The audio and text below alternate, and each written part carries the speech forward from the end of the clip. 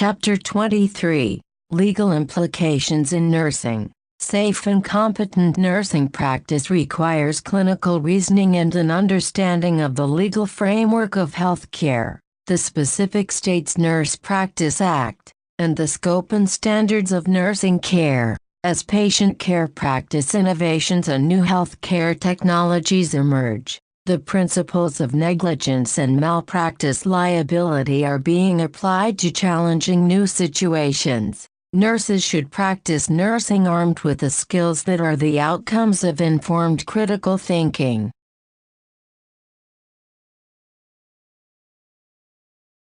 Legal limits of nursing. As a professional nurse, you need to understand the legal limits of nursing and the professional standards of care that affect nursing practice. Statutory laws include the Nurse Practice Act found in all states. The Nurse Practice Act describes and defines the legal boundaries of nursing practice in each state. The Nurse Practice Act of each state defines the scope of nursing practice and expanded nursing roles, sets education requirements for nurses, and distinguishes between nursing and medical practice. Criminal laws are meant to prevent harm to society and to provide punishment for crimes. These are categorized as felonies or misdemeanors. A felony is a serious offense that results in significant harm to another person or society in general. Felony crimes carry penalties of monetary restitution,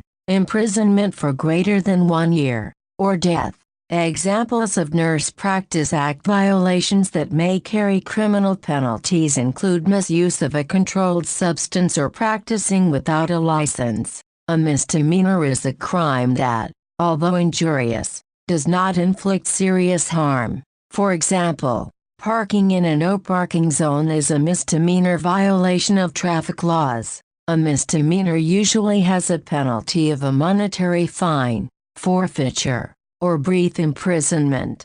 Civil laws protect the rights of individuals and provide for fair and equitable treatment when civil wrongs or violations occur. The consequences of civil law violations are damages in the form of fines or specific performance of good works such as public service. Nursing negligence or malpractice is an example of a civil law violation. Regulatory law, also known as administrative law, defines your duty to report incompetent or unethical nursing conduct to the Board of Nursing. Common law results from judicial decisions concerning individual cases. Most of these revolve around negligence and malpractice.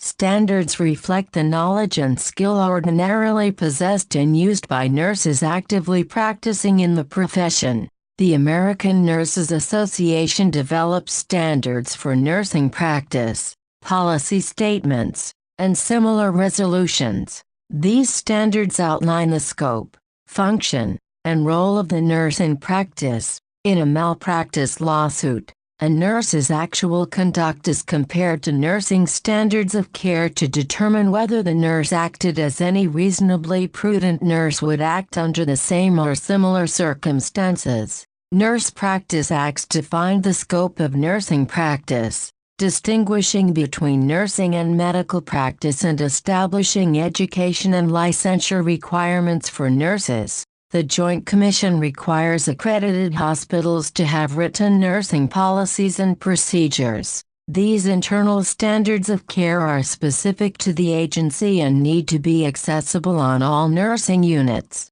In a lawsuit for malpractice or negligence, a nursing expert may testify to the jury about the standards of nursing care as applied to the facts of the case. Nurse experts base their opinions on existing standards of practice established by Nurse Practice Acts, federal and state hospital licensing laws, TJC standards, professional organizations, institutional policies and procedures, job descriptions, and current nursing evidence-based literature. Please review Box 23-1, Anatomy of a Lawsuit, as a supplement to this PowerPoint.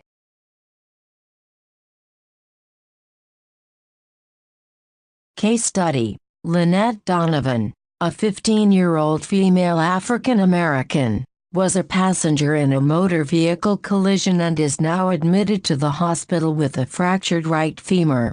The emergency department healthcare provider applied a cast to the affected leg with insufficient padding. Lynette told the nurses that her right leg felt numb, was swollen, and looked discolored. The nurses recognized that these symptoms indicate impaired circulation in the extremity with the cast. This is a case study of a potential malpractice incident.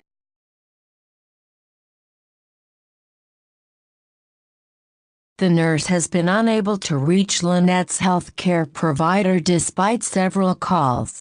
The nurse has not notified the nursing supervisor of the patient's situation. David Ortiz is a 23-year-old nursing student newly assigned to the nursing division and to Miss Donovan. His initial assessment notes that the patient's right leg is swollen, slightly blue, and slightly malodorous. Lynette seems very anxious and upset.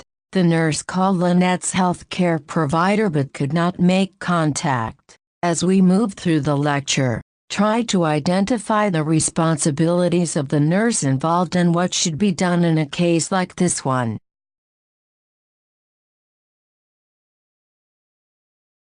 Federal statutory issues in nursing practice. The Patient Protection and Affordable Care Act created a new Patient's Bill of Rights that prohibited patients from being denied health care coverage because of prior existing conditions, limits on the amount of care for those conditions, and/or an accidental mistake in paperwork when a patient got sick. The Patient Protection and Affordable Care Act is also intended to reduce overall care costs to the consumer by 1. Providing tax credits, 2. Increasing insurance company accountability for premiums and rate increases, and 3. Increasing the choices from which patients can choose the right insurer to meet their needs. In addition, the Patient Protection and Affordable Care Act was developed to increase access to health care.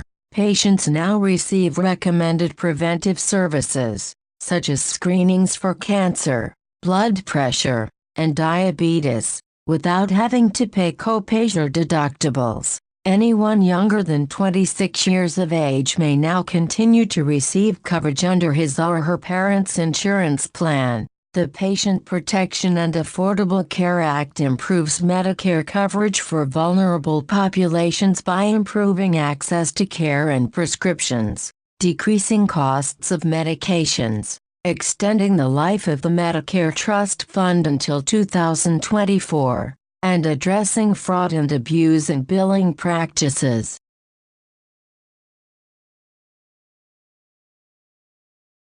The American Disability Act prohibits discrimination and ensures equal opportunities for people with disabilities in employment, state and local government services, public accommodations, commercial facilities, and transportation.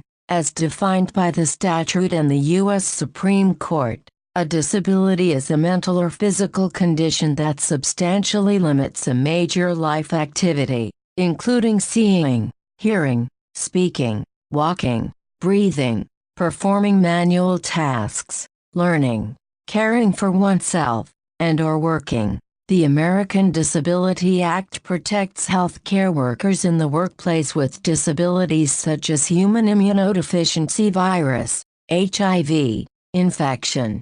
Likewise, healthcare workers cannot discriminate against HIV-positive patients. The Emergency Medical Treatment and Active Labor Act provides that if an emergency condition exists, staff must evaluate the patient and may not discharge or transfer him or her until the patient's condition stabilizes. The Patient Protection and Affordable Care Act requires in provision of 10 specific services, including mental health, behavioral health, and substance use services. Parity is the state or condition of being equal. Insurers may not discriminate or deny coverage to patients with mental illness because of pre-existing conditions. Patients may remain on their parents' health insurance until they are 26 years old. Currently, admission of a patient to a mental health unit can occur involuntarily or on a voluntary basis.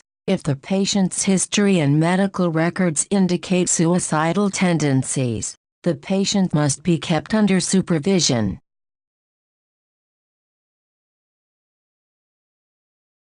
The Patient Self-Determination Act, enacted in 1991, requires healthcare institutions to provide written information to patients concerning their rights under state law to make decisions, including the right to refuse treatment and formulate advance directives, for living wills or durable powers of attorney for healthcare to be enforced. The patient must be declared legally incompetent or lack the capacity to make decisions regarding his or her own healthcare treatment. Be familiar with the policies of your institution that comply with the Patient Self-Determination Act. Likewise, check the state laws to see if a state honors an advance directive that originates in another state. Living wills represent written documents that direct treatment in accordance with the patient's wishes in the event of a terminal illness or condition. A healthcare proxy or durable power of attorney for healthcare is a legal document that designates a person or people of one's choosing to make healthcare decisions when the patient is no longer able to make decisions on his or her own behalf. This agent makes healthcare treatment decisions on the basis of the patient's wishes. In addition to federal statutes, the ethical doctrine of autonomy ensures the patient the right to refuse medical treatment. In addition to patient refusals of treatment, the nurse frequently encounters a do not resuscitate called a DNR or no code order. Documentation that the healthcare provider has consulted with the patient and/or family is required before attaching a DNR order to the patient's medical record. Cardiopulmonary resuscitation or CPR is an emergency treatment provided without patient consent. Healthcare providers perform CPR on an appropriate patient unless there is a DNR order in the patient's chart.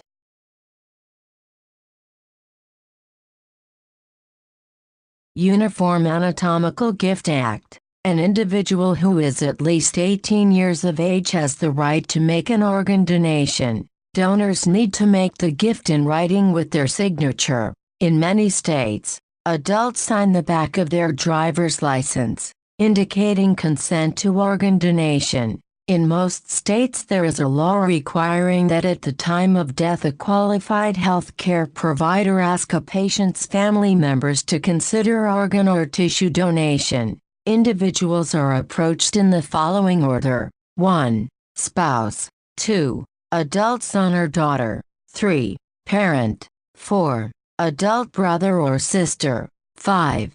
Grandparent. And 6. Guardian. The National Organ Transplant Act prohibits the purchase or sale of organs, provides civil and criminal immunity to the hospital and health care provider who perform in accordance with the Act, and protects the donor's estate from liability. Health Insurance Portability and Accountability Act. This law provides rights to patients and protects employees. It protects individual employees from losing their health insurance when changing jobs by providing portability. It also creates patient right to consent to the use and disclosure of their protected health information, to inspect and copy one's medical record, and to amend mistaken or incomplete information. It limits who is able to access a patient's record, provides confidentiality of a patient's medical information. The Health Information Technology Act expands the principles extended under the Health Insurance Portability and Accountability Act, especially when a security breach of personal health information occurs. Under the Health Information Technology Act, nurses must ensure that patient personal health information is not inadvertently conveyed on social media, and in particular that protected data are not disclosed other than as permitted by the patient. Restraints. The Centers for Medicare and Medicaid Services, the American Nurses Association, and the Joint Commission have set standards for reducing the use of all types of restraints in healthcare settings. Restraints can be used: 1. Only to ensure the physical safety of the patient or other patients. 2. When less restrictive interventions are not successful. And 3. Only on the written order of a healthcare provider. The regulations also describe documentation of restraint use and follow-up assessments.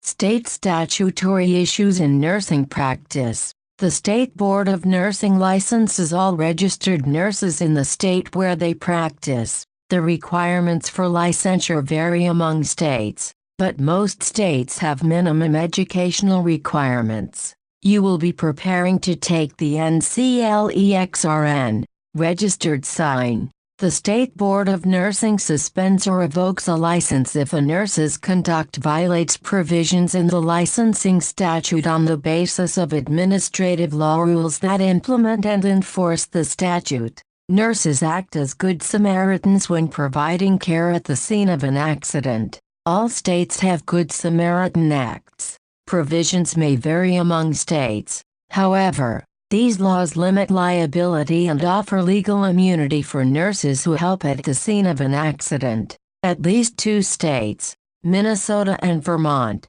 require nurses to stop and help in an emergency. If you perform a procedure exceeding your scope of practice and for which you have no training, you are liable for injury that may result from that act. If you leave the patient without properly transferring or handing him or her off to a capable person, you may be liable for patient abandonment and responsible for any injury suffered after you leave him or her. It is important for you to understand public health laws. Under the Health Code, state legislatures enact statutes that describe the reporting laws for communicable diseases, specify necessary school immunizations, and mandate other measures that promote health and reduce health risks in communities. The Centers for Disease Control and Prevention and the Occupational Safety Health Administration provide guidelines on a national level for safe and healthy communities and work environments.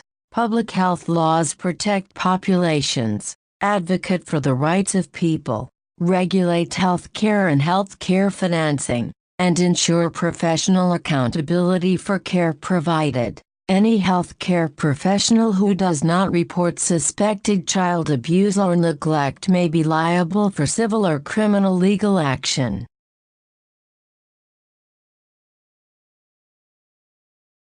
The Uniform Determination of Death Act of 1980 states that healthcare providers can use the cardiopulmonary definition or the whole brain definition to determine death. The cardiopulmonary standard requires irreversible cessation of circulatory and respiratory functions. The whole brain standard requires irreversible cessation of all function of the entire brain, including the brainstem. These 2 definitions facilitate the recovery of organs for transplantation. An autopsy or post-mortem examination may be requested by the patient or patient's family. When the patient's death is not subject to a medical examiner review, consent must be obtained. The priority for giving consent is: 1. The patient, in writing before death. 2. Durable power of attorney. 3. Surviving spouse. And 4. Surviving child, parent, or sibling in the order named. The Oregon Death with Dignity Act was the first statute that permitted physician-assisted suicide. The statute stipulates that competent yet terminal patients could make an oral or written request for medication to end their life in a humane and dignified manner. Terminal disease is defined as an incurable and irreversible disease that has been medically confirmed and that will, within reasonable medical judgment, produce death within 6 months. The American Nursing Association has held that nurses' participation in assisted suicide violates the Code of Ethics for Nurses. The American Association of Colleges of Nursing supports the International Council of Nurses' mandate to ensure an individual's peaceful end of life.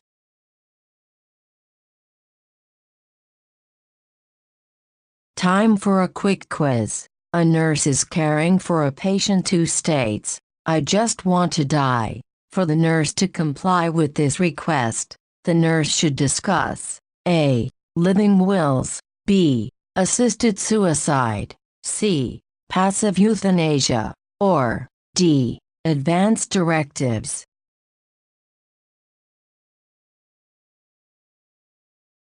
The answer is D. Advance directives are written documents that lay out the patient's wishes, should he or she become incapacitated.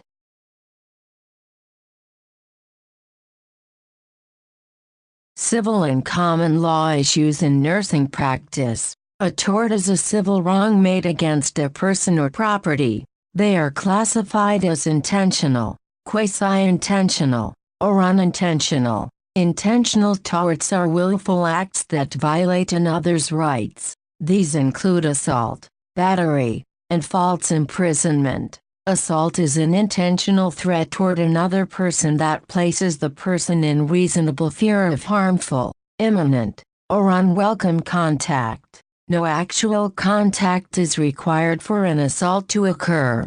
Battery is any intentional offensive touching without consent or lawful justification. The contact can be harmful to the patient and cause an injury, or it merely can be offensive to the patient's personal dignity. Battery also results if the healthcare provider performs a procedure that goes beyond the scope of the patient's consent. The tort of false imprisonment occurs with unjustified restraint of a person without a legal reason. This occurs when nurses restrain a patient in a confined area to keep the person from freedom. False imprisonment requires that the patient be aware of the confinement.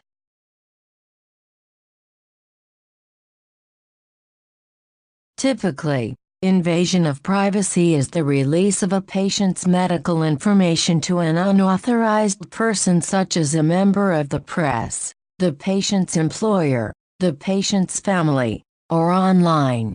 The information that is in a patient's medical record is a confidential communication that may be shared with healthcare providers for the purpose of medical treatment only. Do not disclose the patient's confidential medical information without his or her consent. A patient must authorize the release of information. Defamation of character is the publication of false statements that result in damage to a person's reputation. Slander occurs when one speaks falsely about another. Libel is the written defamation of character. Negligence is conduct that falls below the generally accepted standard of care of a reasonably prudent person. Malpractice is one type of negligence and often referred to as professional negligence. Certain criteria are necessary to establish nursing malpractice. The nurse, defendant, owed a duty of care to the patient.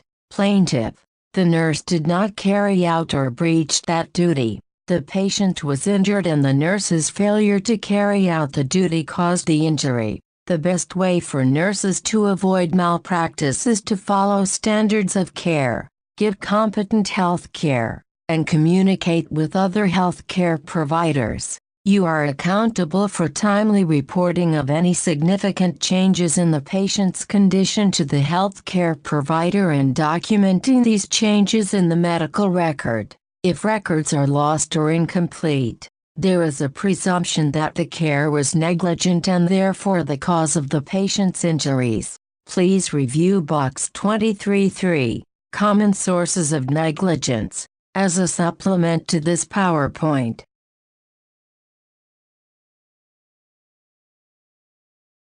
A patient's signed consent form is necessary for admission to a healthcare agency. Invasive procedures such as intravenous central line insertion, surgery, Some treatment programs such as chemotherapy and participation in research studies. Nurses need to know the law in their states and be familiar with the policies and procedures of their employing agency regarding consent. Informed consent creates a legal duty for the healthcare provider to disclose material facts in terms the patient is able to understand to make an informed choice. Informed consent is part of the healthcare provider-patient relationship.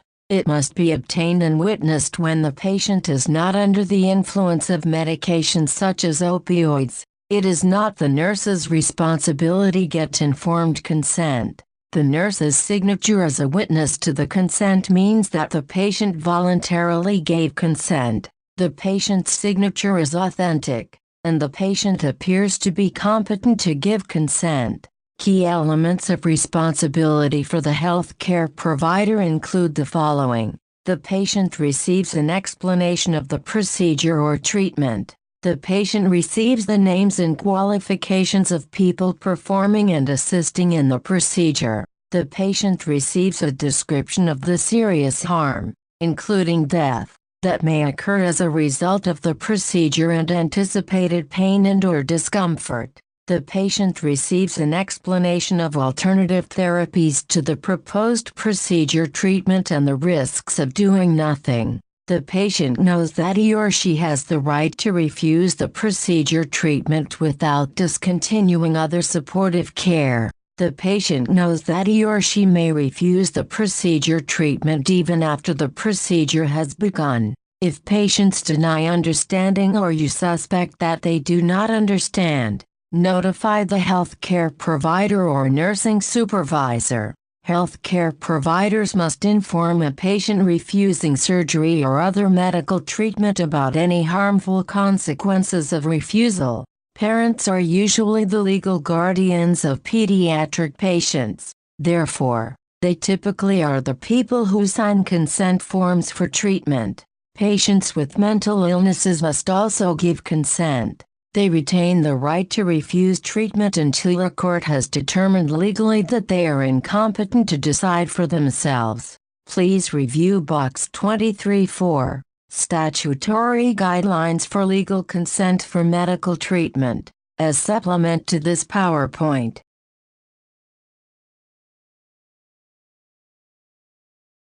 Case study continued. David remembers that Lynette Donovan is legally a minor. She is hurt and afraid and in an unfamiliar setting. She may not be comfortable speaking with the healthcare providers who are present, and her expressions of pain may be modified by the circumstances she is in. Ask yourself, is Lynette Donovan capable of providing consent for the procedure?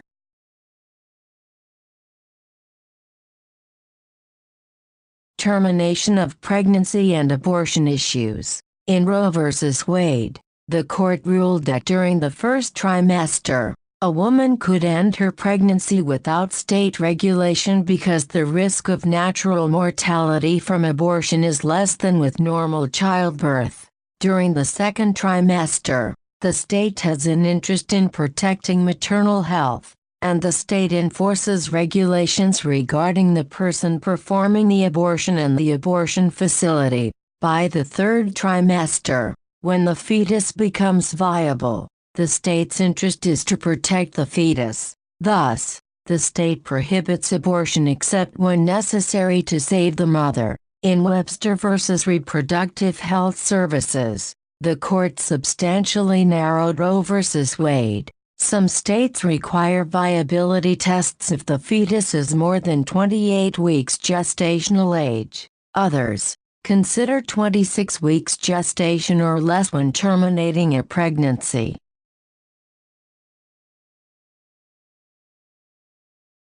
Nursing students, you are liable if your actions cause harm to patients, as is your instructor, hospital, and college university. You are expected to perform as a professional. When rendering care, you must separate your student nurse role from your work as a certified nursing assistant. When students work as nursing assistants, or nurses' aides when not attending classes, They should not perform tasks that do not appear in a job description for a nurse's aide or assistant. If someone requests that a student employed in the agency as a nurse's aide perform tasks that he or she is not prepared to complete safely, the student employee needs to bring this information to the supervisor's attention so the task can be assigned to an appropriate healthcare professional.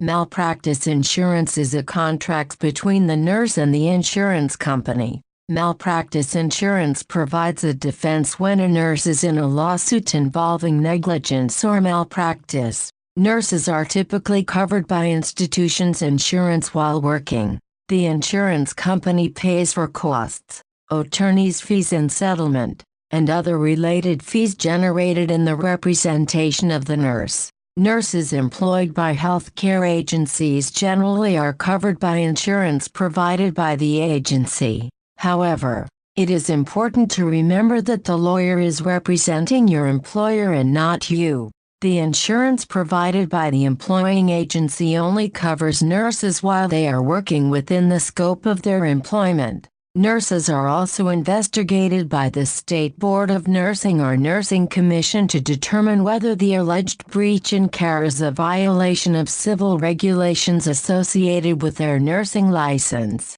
Without individual insurance coverage, the nurse will be required to personally pay all costs and attorney fees incurred by him or her in the defense against these claims.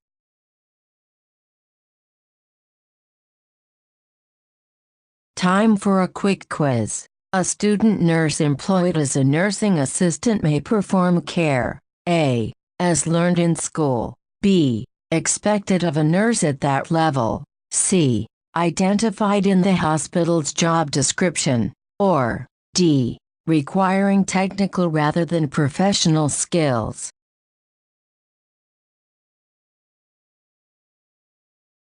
The answer is C. Student nurses should never perform a task that is not in the job description of the facility with which they work.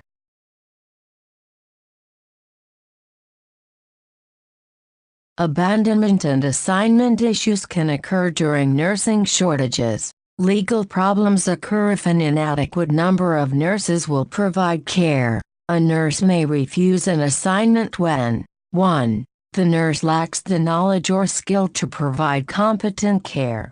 2. Care exceeding the Nurse Practice Act is expected. 3. Health of the nurse or her unborn child is directly threatened by the type of assignment. 4. Orientation to the unit has not been completed and safety is at risk. 5. The nurse clearly states and documents a conscientious objection on the basis of moral, ethical, or religious grounds. Or 6. The nurse's clinical judgment is impaired as a result of fatigue, resulting in a safety risk for the patient. When refusing an assignment, it is important to give your immediate supervisor specific reasons for the refusal and determine if other alternatives, such as reassignment, are available. The Community Health Accreditation Program and other state and federal standards require agencies to have guidelines for determining the number of nurses required to give care to a specific number of patients. The American Nursing Association, in conjunction with professional nursing organizations, has supported federal legislation titled the Registered Nurse Safe Staffing Act, which requires Medicare certified facilities to establish staffing committees comprised of 55% direct care nurses. Nurses who float must inform the supervisor of any lack of experience in caring for the type of patients on the nursing unit. They should request and receive an orientation to the unit. Nurses follow healthcare providers' orders unless they believe that the orders are in error, violate agency policy, or are harmful to the patient. If the healthcare provider confirms an order and you still believe that it is inappropriate, use the agency chain of command to inform your direct supervisor. Make sure that all the healthcare provider orders are in writing, dated and timed appropriately, and transcribed correctly.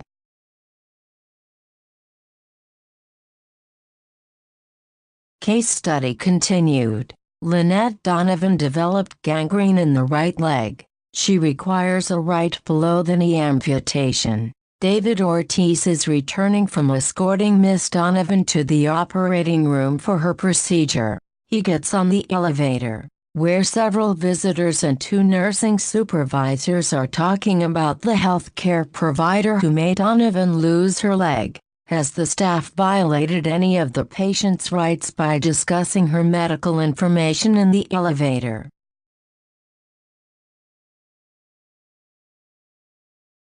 Time for a quick quiz. You are about to administer an oral medication and you question the dosage. You should A. Administer the medication. B. Notify the physician. C. Withhold the medication. Or D. Document that the dosage appears incorrect.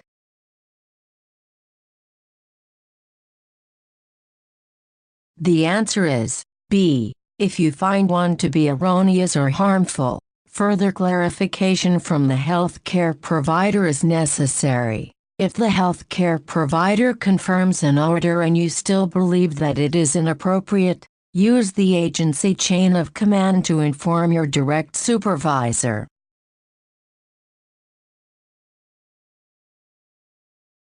Risk management and quality assurance. The rationale for risk management and quality improvement programs is the development of an organizational system of ensuring appropriate, quality health care by identifying potential hazards and eliminating them before harm occurs. Steps involved include 1. Identify possible risk. 2. Analyze risks. 3. Act to reduce risks. And 4. Evaluate steps taken. The Joint Commission requires the use of quality improvement and risk management procedures. Both quality improvement and risk management require thorough documentation.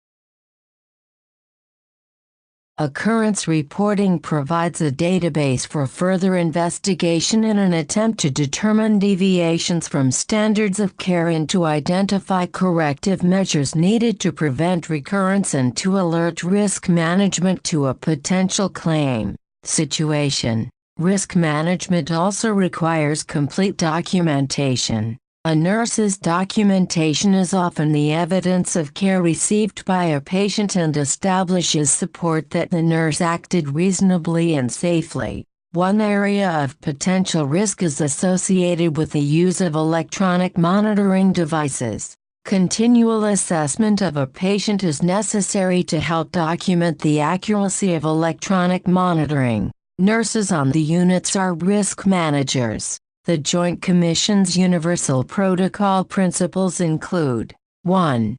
Preoperative verification that relevant documents and studies are available before the start of the procedure and that these documents are consistent with the patient's expectations. 2.